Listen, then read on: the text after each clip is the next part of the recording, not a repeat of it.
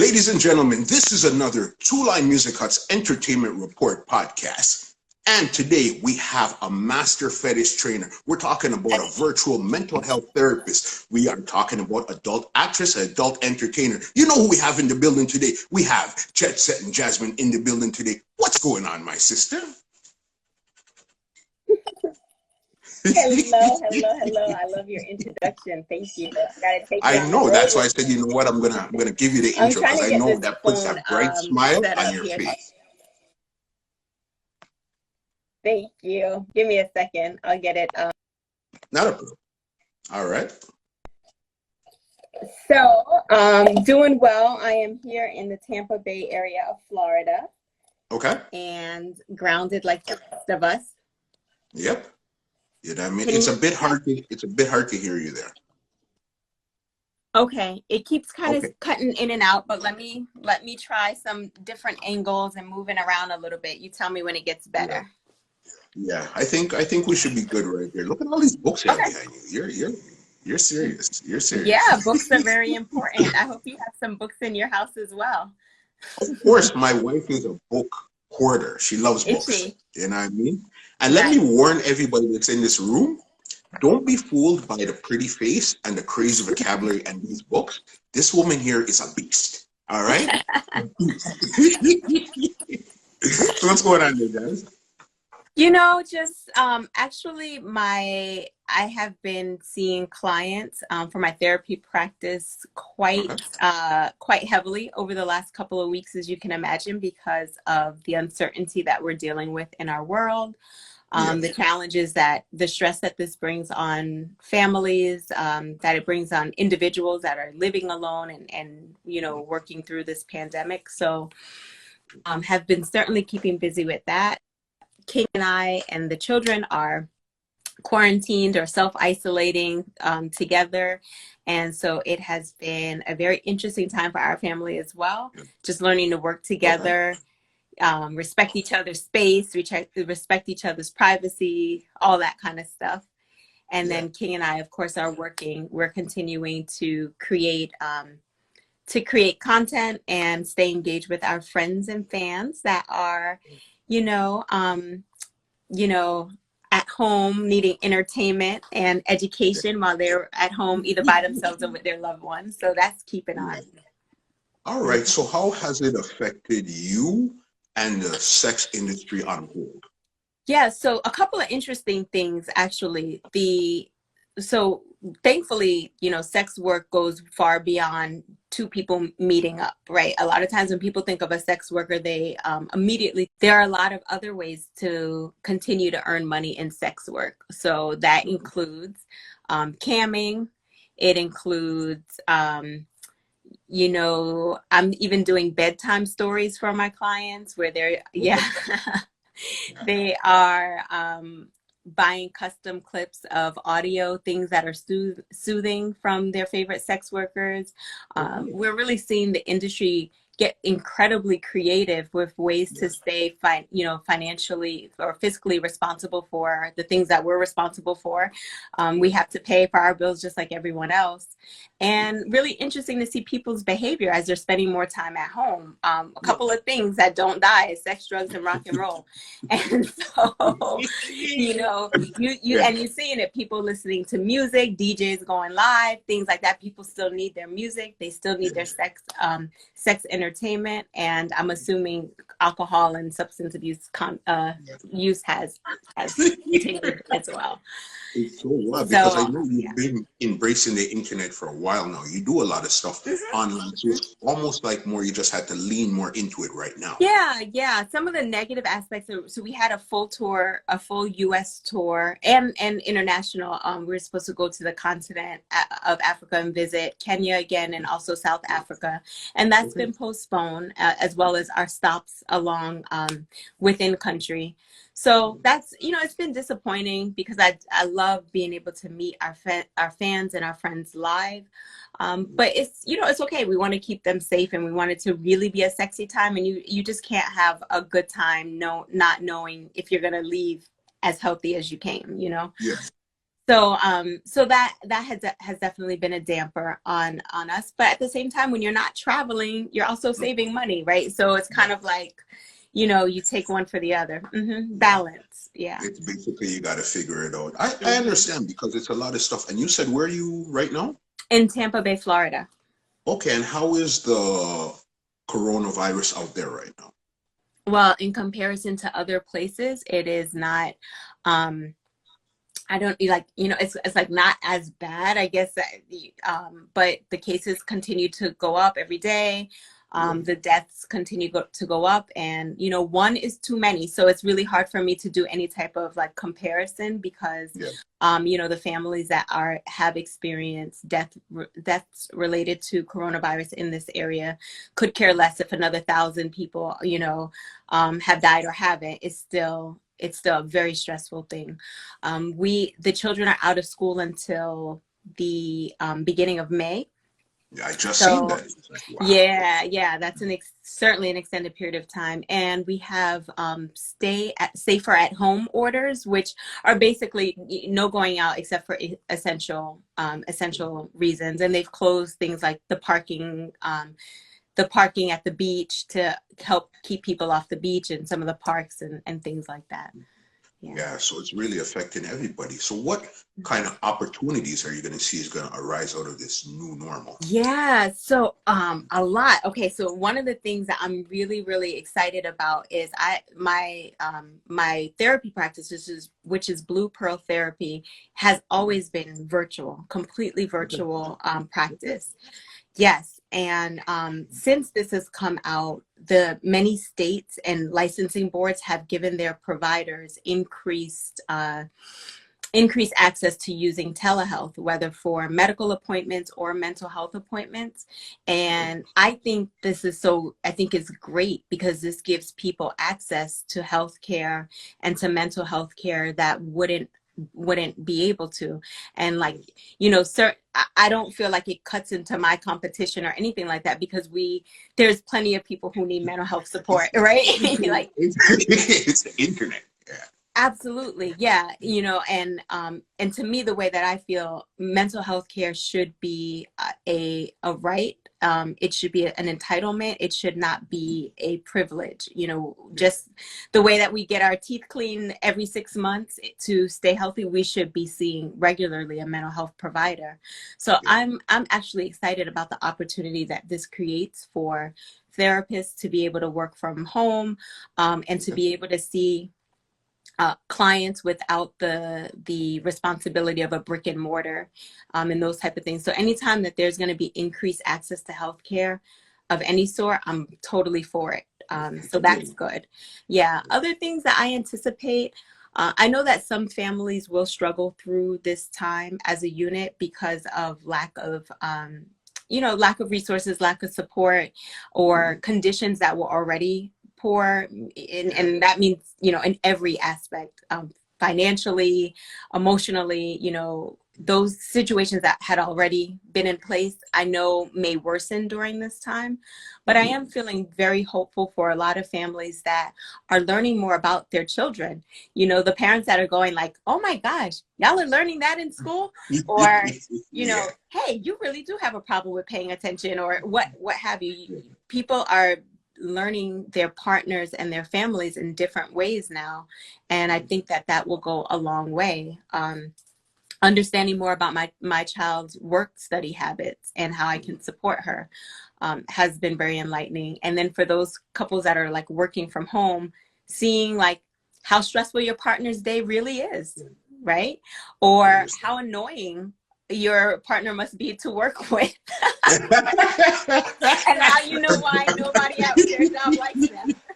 I'm pretty sure you figured out some of this in the short period of time that you've been on quarantine. Well, so we've been working from home, for years now, and we both work from home, and so this part is not new to us. The part that has been very interesting is we travel a lot. So for our children to have us home like nonstop is getting on their nerves, and they can't do what they wanted. Mm-hmm. Just the part where we typically can take a break from one another. It's like after about 2 or 3 weeks, I'm like, okay, King, where are you going next? You know? Yeah, yeah, yeah, yeah. So, so yeah, I definitely think that this is giving us more opportunity to learn ways to connect with each other, to learn more about our partners, even for good or bad. You know, learning more about one another is, to me, is always a good thing, even if it forces you to make some challenging decisions after what you learn. What you've learned. Mm-hmm, mm-hmm. All right, let's get into some of your industry and all of that stuff there. All right. Yeah, sure. Mm-hmm. In 2020 right now, is the sex industry viewed the same as it was when you first got into it? And what has changed, if anything has changed? That's a really, really good question. So no, it is not the same. And it's not the same because I'm in it. And I'm going to take this opportunity to be cocky. And I'm going to take this opportunity to share the work that we have done in this industry. When we went into the industry, we definitely knew that we were going into a space that was not friendly towards people of color.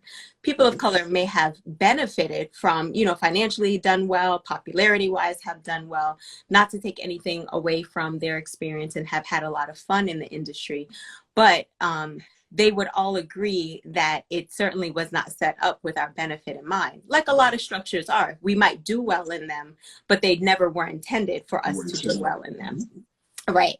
So I definitely think that the work that King and I have done have allowed a space for people of color to advocate for themselves in this industry, to feel like they can look comparatively at their white counterparts and request, if not demand, the same type of equity in earnings, in roles, and things of that sort. I think that we have done a really good job going internationally and sharing the difference in ethical versus unethical porn consumption, how you can watch porn and feel really good that you are supporting a good, how do I say, like I got to use my words really carefully, but you're supporting something that you can feel good about after that. You know that the people were there with consent. You know that you're not perpetuating negative stereotypes about people. Something like, I guess, like no animals were harmed in this. That disclaimer there. Yeah.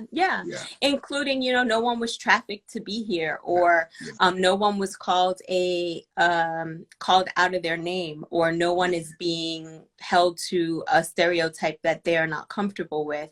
And again, it's not to say that these things are not still happening, but I do think that we have been really key.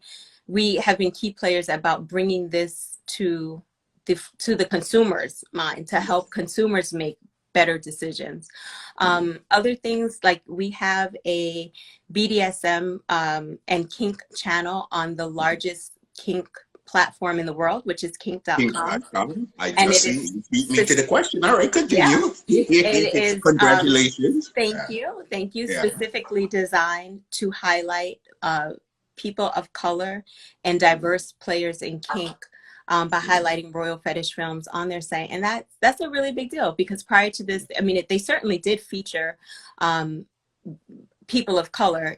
However, to be so prominent, to actually have a channel that has people of color that are not there to be fetishized, so I really do think the industry has changed in that way. Other things, I feel like over the past 10 years, I've been able to see the use of the internet, very creative ways that we have used the internet to be independent entrepreneurs, having not going through major companies to shoot content, and really good quality content, to actually put out content that is relatable to people in our niche communities, to take someone's fantasy and actually create a reality, like a tangible product, from just speaking to, I can speak directly to my clients. I don't have to try to get in their heads. There's from no middleman.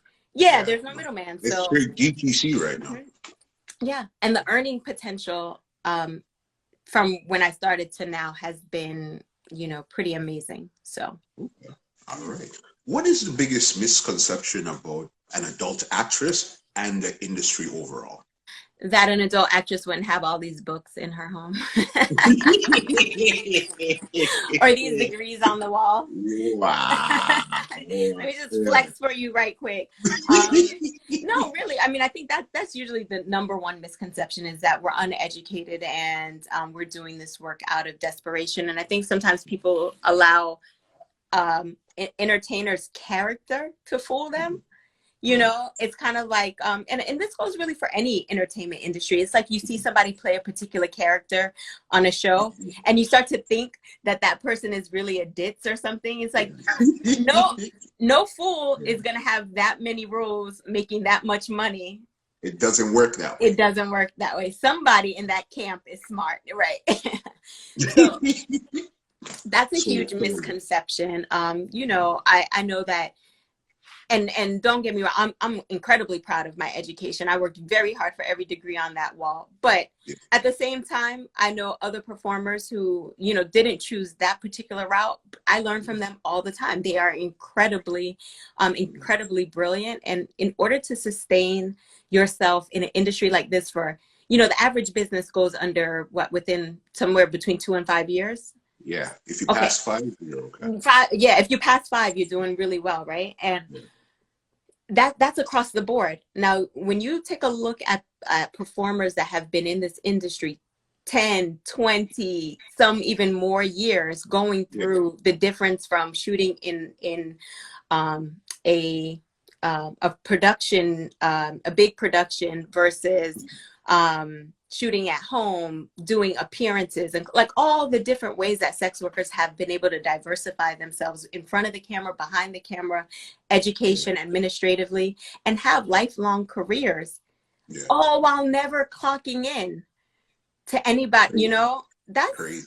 Somebody's pretty freaking smart. So and that's not a situation out of desperation. That is definitely desire to create a lifestyle that works for you and works for your family. So I think there's a huge misconception related to the level of intelligence that it takes to have a lasting brand in the adult industry. Other misconceptions are like, you know, we don't have families, no one loves us, and all that kind of stuff. I'm very well surrounded by family and very well loved. And I can say the same for a lot of my peers in the industry as well. Yeah, that makes sense. And what is life like for an adult actress off camera? It's as boring as yours is. Yeah, my life is great. On and off camera, I got it great. Yes, you do get out and about with your beautiful wife. Yes, but you know, I mean, I'm okay. So you know, I'm being silly, but off camera, you know. I made my family breakfast this morning. King will cook lunch and dinner for, you know, the evening. We'll go for a walk like everyone else. Stay 6 feet away from people. We're going to wash our hands just like, you know, just like you're supposed to. I'm drinking my coffee, trying to get my 8 cups of water. You know, it's the only thing that's different that I did this weekend that probably majority of my friends that are not in the industry is we shot a scene in our bedroom. Okay. We have big lights up in our bedroom and a couple of pretty expensive equipment. That's the difference. So where you may have had sex this weekend, also I just happened to film mine, and I'm gonna make money on it for the rest of my life. Hey, you know what? I can't. Royal Fetish Films, right? You got it. All right, we know what's good. Yeah, and I guess so. Your bedroom is almost like a set. As soon as you walk in, it's action. That's always ready to go. Yeah, it's action as in clean up, action as in, you know, change up the sheets, action as in fold the clothes. I mean, it's not always that way. We are making adjustments to our home space right now because of, you know, not being able to travel and book and that kind of stuff. So we've made some little mini cam spaces so we can continue to do some of our work. We are super fortunate with, in this bad situation, being isolated together, because most folks are not able to shoot content because, you know, you have to be close with someone else and you have to travel or you got to be tested. And so with King and I being real life partners and also business partners, we're able to kind of keep production going. Yeah, it's like, what's the chances of this happening, eh? You know what I mean? Yeah, you know, I know it is definitely crazy. Some of the challenges we're working on though is like, so the kids can only be outside for, you know, a certain amount of time. It's but so much that they can do when they go for their walk. So we have to be pretty efficient with Yeah. You guys are business people, so you understand time is money. So you get it. You know what I mean? Yes. Get the work done. Let's get it done. All Mm-hmm. right. You brought up King a couple of times. You guys Yeah. are in a great relationship. You guys are in actually an open relationship. Mm-hmm. All right. Mm-hmm. Describe to the people that's watching right now exactly what is an open relationship, and then I have a follow-up question after that. Mm-hmm. So an open relationship is really how you define it. I mean, I think the best way is that both partners have given permission and acceptance of the other partner seeing other people. And so that, that's just kind of a blanket definition, but within that, it can be a couple of things. It could be, you're okay with seeing other people as long as they live out of state, right? Or you can see other people as long as they're of the same sex, or we can see other people. We bring in, so it can really be defined in so many ways. For King and I, we have a pretty open relationship. We work with different people. So physically, we are definitely have made it okay and accepted for one another to work with other people in intimate settings. And our personal play with one another, we have welcomed others into our intimate spaces. We do have other relationships with people, whether it is flirting, we definitely invite and are open to each other flirting with other people. We have submissive relationships with others that some we share, some we don't. And King is polyamorous, so he has the potential to be in love and have more of long-term connections with other people. Okay, that makes sense. Okay, so then this is a question now. Why do you think most women are opposed to an open relationship, or am I making an assumption that they're opposed to the open relationship? So no, I don't think it's an assumption. I do think that even most people, not even women only, I do think that men and women, when it comes down to it, have some reservations about having an open relationship because the way that we've been socialized. We've been socialized to be a monogamous people, and that works for some people. It's not a bad thing. I've been in very happy and successful monogamous relationships, but ultimately they didn't meet my overall needs. They may have met them at the time.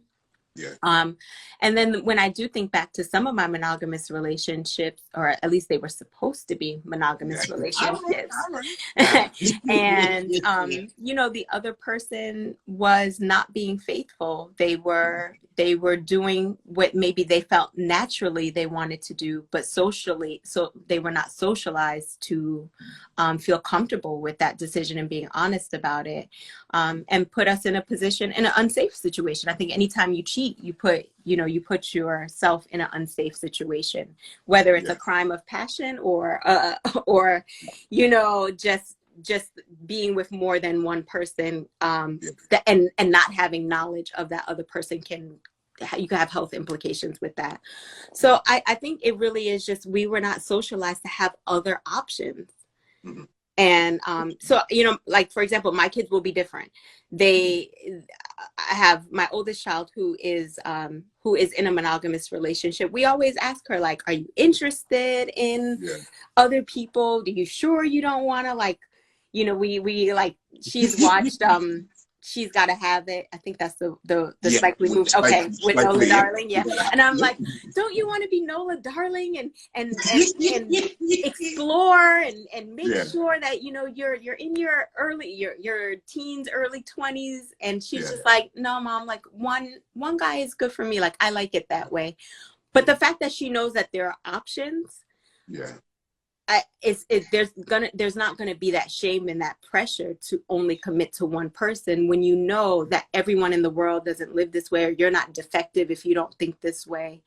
And I think as women are starting to see that King and I, like, let's just say the women that follow me, King and I have a genuine, good relationship and family. And they also are able to see that we also have the freedom to explore other things with other people. It may or may not be for them, but I do think they're at least seeing another option that's healthy. And that's the hardest thing. How can you emulate something you've never seen before actually work? That's true. And when you guys got into this open relationship, who had to convince who, or everybody came with their own idea and it was, he said to you and you said, hey, I was waiting for somebody to say that to me. How did that actually work? Yeah, so there was absolutely no convincing. When you meet the both of us together, and see us together, you will see that we definitely match each other with respect to power and autonomy of ourselves, right? Yeah. So when we got together, King had already made a decision through having enough relationships where people were saying like, oh, like, you know, I could try that. I'm cool with that. And then it get turned around to like, you just don't love me. If you, you know, if you're talking to her, you must not love me. And I was at a point when we met that I knew for sure I wanted a relationship that would allow, at least allow me to explore lots of other things. I definitely wanted a partner that I could go and try lots of different things with, and or would support me if they were not interested in said thing. So we kind of came in already knowing what we wanted. He did not want to get into another relationship where somebody thought they would be cool with it, and then we're gonna flip this, you know, script on him. So we were able to talk about those things incredibly openly. You know, I told him from jump, I don't want you telling me to settle down. I'm never going to settle down. That's not my style. Even if we choose to be together, I still want to have fun. I still want to find all of the little nuances that there are with sex and relationships, and him the same. So we kind of came in agreeing that we needed to have a certain level of freedom in order for our relationship to work. Now, it hasn't always been easy. There are times when I have wanted things to look maybe a little bit more monogamous during certain, how do you say, like certain moments in our relationship, because likely we were struggling with something as a couple, or our family was growing, and we were definitely during that time wanting to kind of focus inward on, you know, what are the changes that are going to happen in our household. Now probably isn't a good time to be sourcing out, you know, other relationships. So, you know, I think we also went into the relationship knowing that there would be challenges and we would have to be flexible. So when the time came, it wasn't like, oh, like this is it. You don't feel me. You don't agree with me. Let's break up. It's always been, okay, we're at odds. Let's figure out how we can get back to base. Yeah, that makes sense here. Is he actually available to come on camera? He is. That's a good question. Actually, let me send him a message because I'm upstairs in the office. So let me send him a message. And if he is, I'm sure he'll be happy to join us. But he's actually, it's his hours to have our son. So we've been swapping so that everybody in the house can work and go to school. So I'm just going to send him a message. If you are able, please come up and talk to the people them. Quickly. Okay. Yeah. Okay. So even to do, okay, so we'll continue until hopefully he comes by and make a camera appearance. Sure. How do you guys deal with the outside pressure of people? I don't know if it's stares, comments, whatever the case is, with the outside pressure of people thinking that this isn't a good situation for you. Yeah, we don't we just don't we don't care. You know, we are really have been okay with saying we can understand that this may not be for you. Okay. And I think when you turn it to people in that way, it allows them to look at themselves and give them an opportunity to realize that what they're projecting onto us really just has to do with what doesn't work for them. You know, and a lot of times when people say like, well, you know, I don't understand, how do you think he can love you if he's with other women? How you must not feel so highly about yourself.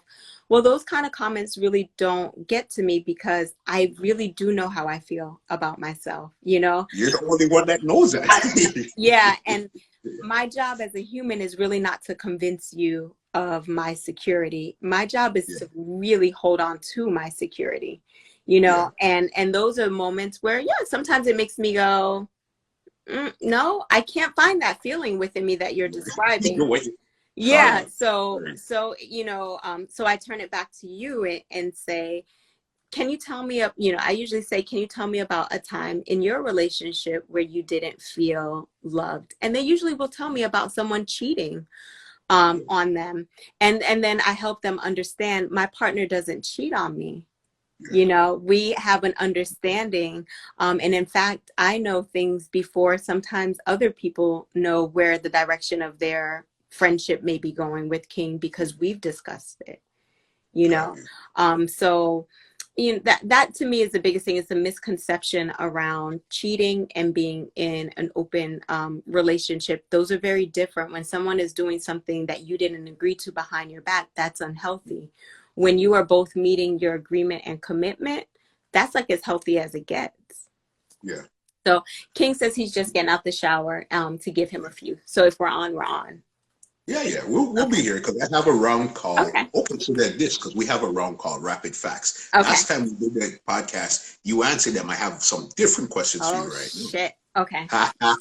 And then after the Rapid Facts, we take some questions from the audience. Okay. Before we get out of here. So then, it's interactive. That's why live. You understand? I love it. I love it. The only thing that makes me nervous, right, is that last time, like, it was like perfectly edited and you had like multiple cameras and, you know, so. You know what it is? That was my hang up why for the first couple of days when all the outbreak was happening and I seen a lot of people going live, I'm used to in the studio, 2 cameras, 2 mics, director of photography, Duke and all of that. But I said, listen, there's no time for perfect. There's only time to get it done. That's right. We're getting it done. We're getting it done. Yes. All right. So as I said, guys, after we're done the Rapid Facts, put in you guys questions and we're going to be taking some questions live from the audience. And hopefully then King Noire steps in the building. All right. Cool. All right. First one here. When it comes to chicken wings, do you prefer drums or flats? Flat. All right. Okay. Your favorite color? Oh, black when it's not blue. Yeah. All right. Okay. Your favorite basketball player of all times? Oh, Patrick Ewing. Yeah. Okay. Okay. The most underrated artist of all times?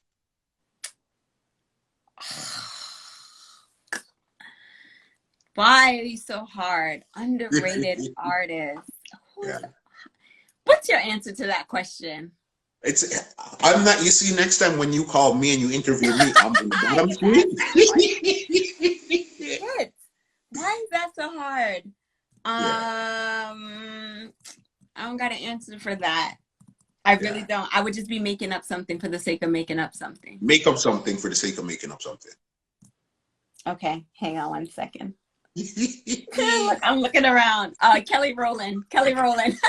All right, that's a good answer though. That's a very good answer. Yeah, Kelly's to me, she was the voice and quite frankly also the looker. But you understand, right? You get it. All right. Would you prefer $1 million in cash or a credit score of 1,000? Fuck this American system with credit. Give me the $1 million and I will flip it. I will flip it, and I won't need credit. But I hear you. Know what? I hear you. Smart choice. Okay. Last book you read or listened to?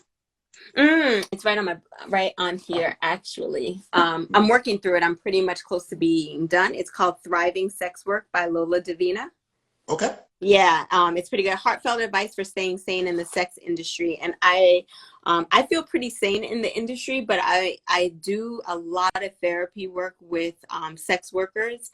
And Yes. so sometimes having a more kind of defined resources available for them is helpful. So I'm pretty much done with that book, and it's been really helping me help others. All right, that's almost like a great segue into the next question. What's the hardest part about being in the sex industry? Hmm. I I think the hardest part, and you may have some insight into this as well in terms of being in entertainment, because this is my first go round in an entertainment industry, Yep. and I think that a challenge is that it can be very superficial, um, and there are lots of entrepreneurs and a lot of artists, and this is not to take this is it's a very sensitive subject, especially for those that consider themselves to be artists as well. You know, artists sometimes are, they're amazing at their art and maybe not as great administratively and business wise. Sometimes I feel like the best artists are the ones that are able to do their art and let someone else that they can trust manage their business end of You things. get it. You get it. Okay. And so for me, who comes from more of a corporate style and more of a bureaucratic way of handling business, it can be very frustrating for me to work with artists in that way. Flip side of that is it can be incredibly fun, right? No limits, no rules. Yeah. Time runs a little bit differently, things of that sort. But when I like want to break out my spreadsheets and Yeah, we don't know. We don't want to see that. No. my Yeah. checklists are so good. Yeah, no, no, no, no, no. All right, next one here. Your favorite movie of all times? Dirty Dancing. Dirty Dancing. Yep, Patrick Swayze. Mm-hmm. All Mm-hmm. right. It's my Okay. absolute favorite. All right. One word that describes you best. Hmm. God, I'd be so humble. That is Determined. determined. I like that answer. Mm-hmm. Okay. One physical thing you cannot live without. Physical thing. Yeah. Ooh. And I'm not talking your kids or your husband. No, something superficial. Tangible. Superficial. Yeah. Coffee. Superficial. Tangible. Coffee. Coffee. Coffee. Yes. You love coffee. I Yeah. love it. No, I need it. I don't even Yeah. love it anymore. All right. What's your biggest fear? Fear itself. My biggest fear is being put in a position where I can't protect my family. Yeah. That drives me. That drives me to no end. That is usually what will be the starting and ending point for any anxiety that I experience. Okay. Mm-hmm. Good answer. Very good answer. Your favorite era of music? Ooh, this one is hard too. Probably the 80s. 80s. Yeah. Okay. Mm-hmm. Good answer. Mm-hmm. Very good answer. Favorite TV show of all times? I am not a TV person at all. I'll just have to use my most recent one is How to Get Away with Murder. Yeah. That seems like something you would like. It just seems that way. You know what I mean? The psychological domination that Viola Davis does on her students is to Yeah. die for. The last one here on the rapid facts is best advice you've ever received. From my mother, sleep when you're dead. Yeah. Okay, so you're not a big sleeper. Honestly, I am. However, when work calls or something needs to be done, that comes into my mind that you'll have the rest of your death to sleep. Now you work. And, I know it's not the healthiest, piece of advice, but when put into context, I understand like when I was younger, I was like, this lady's crazy. Like, why would you tell a kid to sleep when they're dead? But as an adult and a mother, I understood what she meant. Like, get what needs to get done. You can rest later, and I know, and that has allowed me to have actually more of a balance in my life. It's like, okay, get your rest now because tomorrow we go hard, you know, in that way. And so it also has given me the opportunity to like take chances and live life, because that part of like sleep when you're dead, like you don't know if what you'll be able to do at the end of life. So do the things that you can do now. All right.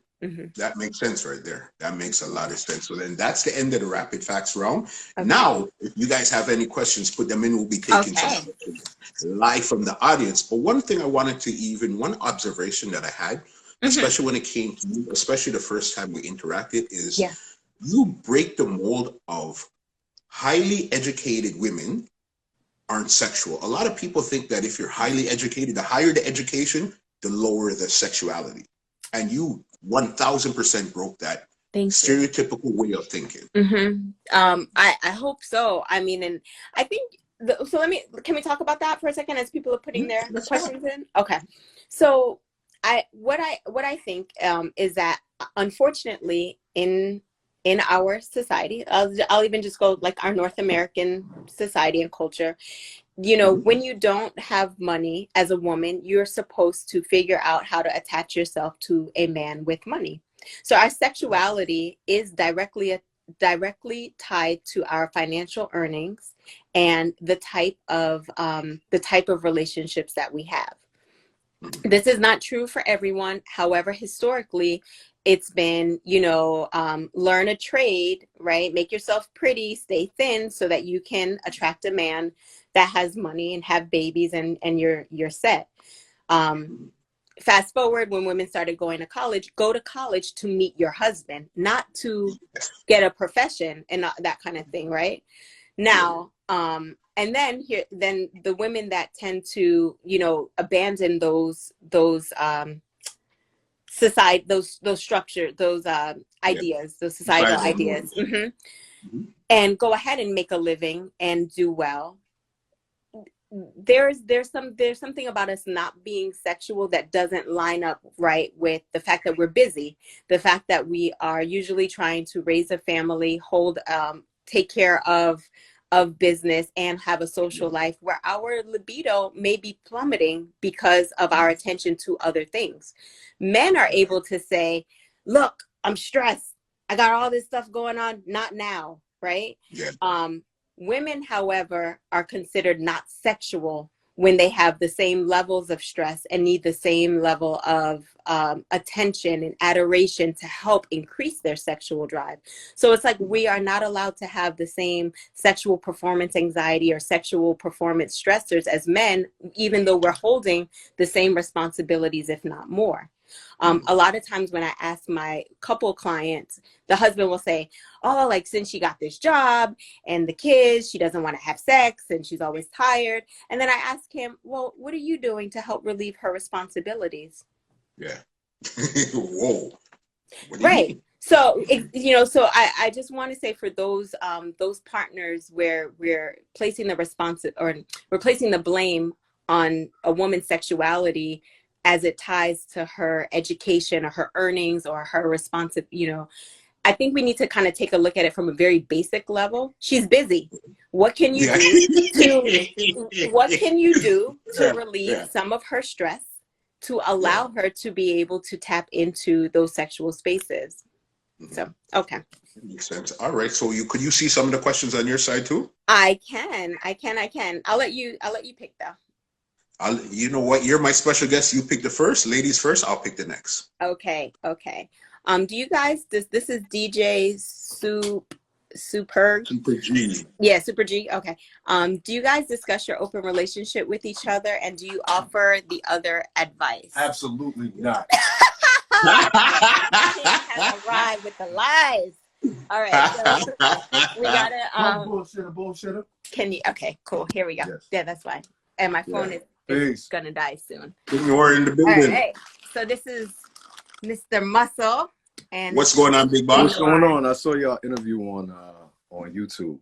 Very dope. Very dope. Thank you. That's why I know that usually the two of you guys aren't in the same place. A lot of the time, that's why I ask Jazz, if you're there, let him make a quick appearance on the camera. Yes, this is a quarantine guest feature. Yeah, and he was nicer than I was and showered for your guests. All right, you know what? You guys are both here. Let's answer that question together then. Okay. So yes, we discuss our open relationships with each other, and we offer advice if the other one is asking for advice and open to it. Yep, for sure. Sometimes it's like, I'm just frustrated with this and I just want to share it with you. And other times this is going on. Like, what do you think I should do? Yeah. Are you same sentiment here? Yes, I think it's something that we've had to kind of open up to, because in the beginning, Jazz was new to open relationships, and I was new to actually like having someone that is accepting of me being how I am. So there was a part of me that'd be like, can I really tell her this though? Yeah. So it's like in that kind of aspect. And then, what we're open to sharing with each other, it's just in other relationships, people aren't used to it at all. So, kind of like getting to know one another, like, oh, it is okay to share this, and he or she, we're going to take it how we're going to take it, but we're also mature and adult enough to be able to do it in a way that's going to be not only beneficial to the individual, but beneficial to our relationship. Yeah, makes sense. Very well said. Jazz, take another one. I could see your eyes are back. Yeah. Another one. I am. Okay. Wow. Okay. Do you think that polyamory, ethical non-monogamy is the perfect answer to this challenge when a couple lacks desire after many years together? Nope. Yeah. Yeah. Both you guys agreed without even looking at each other. That's funny. I will definitely say that polyamory is the answer if you are polyamorous.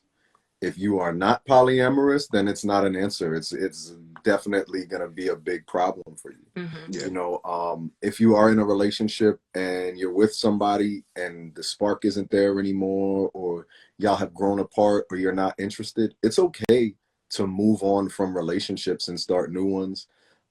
It's also, like, I think that there's this idea that within humanity that even if you're not ethically non-monogamous or polyamorous and you're a monogamous person, like if you're monogamous, then you mate with somebody for life, and it doesn't have to be that way. You might not be the same person in your 30s that you were in your 20s, or your 40s that you were in your teens. Like expecting that out of yourself and out of somebody else is ridiculous. And it's okay to grow with somebody and become an amazing person with that person. Like it doesn't always mean that y'all got to be throwing dishes at one another and cursing each other out.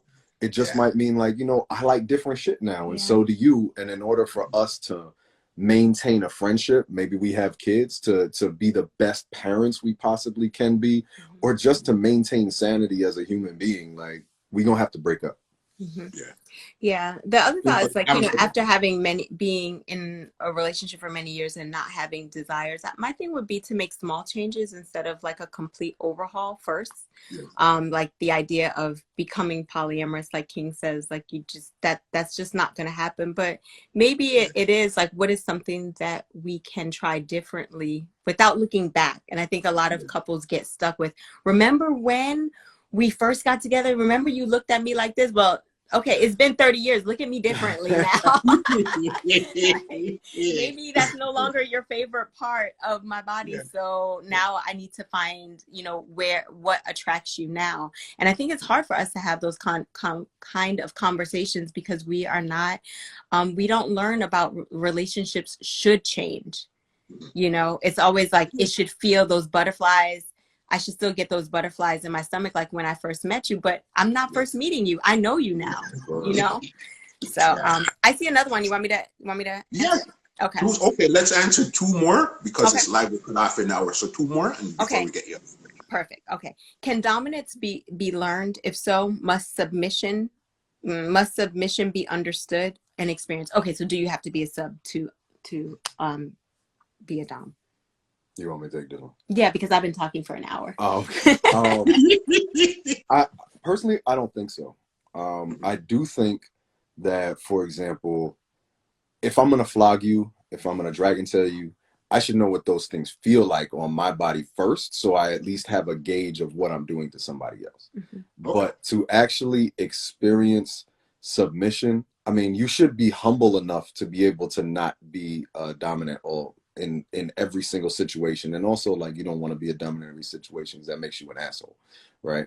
But within your dynamic with somebody else, I personally, you know, and I know there are people out there who think otherwise, but, you know, if it's not a part of your personality, then I don't think that true dominance or true submission, like even as a sub, like if you're a sub just because, you know, I tried shit out for a minute, but if it's not truly who you are, it's not going to be something that's going to be a part of your life. Right. And I think it's the same thing with dominance. Like, I don't think, like, I've had people say, you know, my partner isn't dominant, but I want them to be.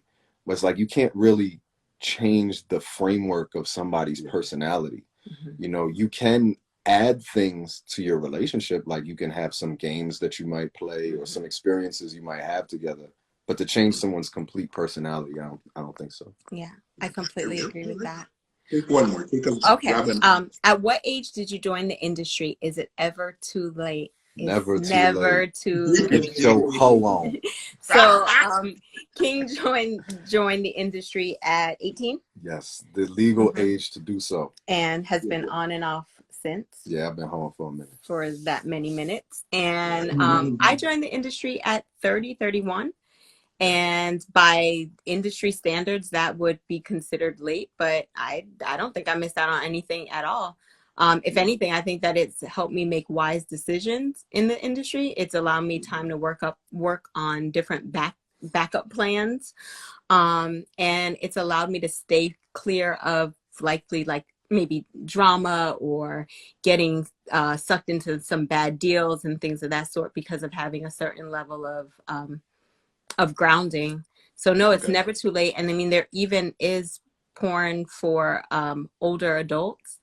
And I love watching that kind of porn because you know, it's the same way like when you're younger and you watch porn of older people and you go like 30-year-olds, I guess, and you're like, oh, like, I can't wait for my body to develop like that, right? Like, oh, look at her curves, or, oh, like, I hope I meet somebody that does those things to me. And quite frankly, when I watch older porn, I feel inspired that my sex life doesn't have to end the way they always try to make it seem. Very true. You know, and that, like, yeah, these, especially when you watch older couples, it's like that desire that doesn't have to go away. It's not because we're getting old. We choose, you know, to live a lifestyle that doesn't include sex and sexuality. It's not because it has to be.